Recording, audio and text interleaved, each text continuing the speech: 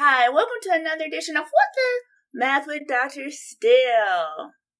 Today we're going to talk about rounding. So first we want to talk about place value.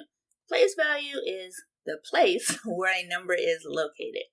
So for example, the 4 is in the ones place, the 3 is in the tens place, the 7 in the hundreds place, and the 5 in the thousands place.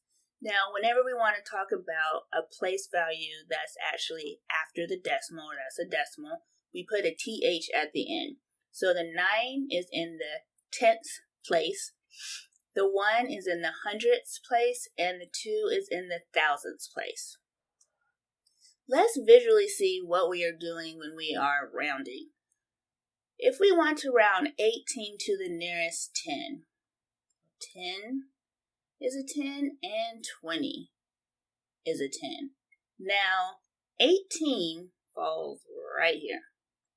So you're basically asking yourself, is 18 closer to 10 or closer to 20?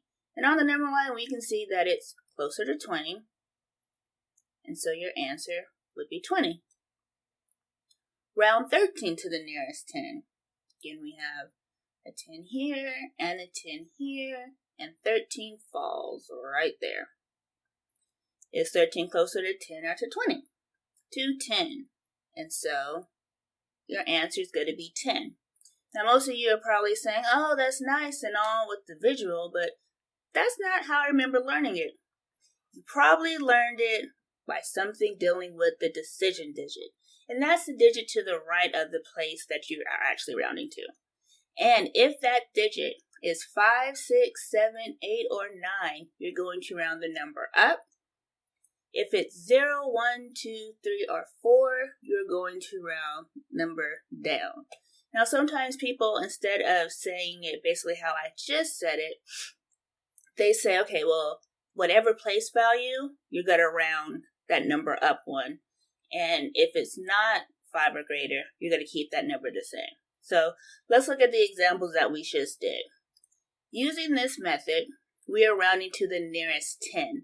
So our 1 is in our tens place, and so the decision digit is going to be 8. 8 is 5 or greater, and so therefore this is going to go up to 20. Right? That's going to be the closest 10. Or you can think about this number 1 went up. Now for 13, the decision digit is 3, which is lower than 5, which means you're going to round 13 down to 10, or people say you're just going to leave this 1 the same and make the 3 a 0. Whatever way makes more sense to you, remember it that way. Let's do some more practice. All right, so we're going to round this number. It's long. I'm not going to say it all to the nearest 100. All right, so what is our decision digit? I said, what is a decision digit? Yes, the decision digit is 7 because we're rounding to the nearest 100, which is 4. So all the numbers to the left are going to stay the same. Now 7 is 5 or greater, so we're going to round this up. And since we started with 2 decimals, we're going to end with 2 decimals. If the 30 cents hundredths wasn't there, then I would just say 19,500. But since we have decimals, that's why I'm writing it. So again, you can think of it as 478. And is that going to be closer to 500 or closer to 400? That's another way to think about it. You think about it on the number line. Now we're going to round it to the nearest 1,000.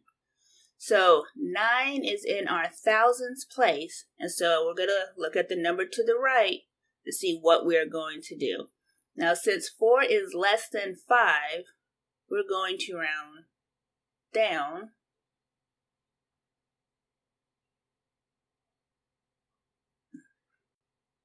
All right, let's do one more. Now we want to round it to the nearest 10th.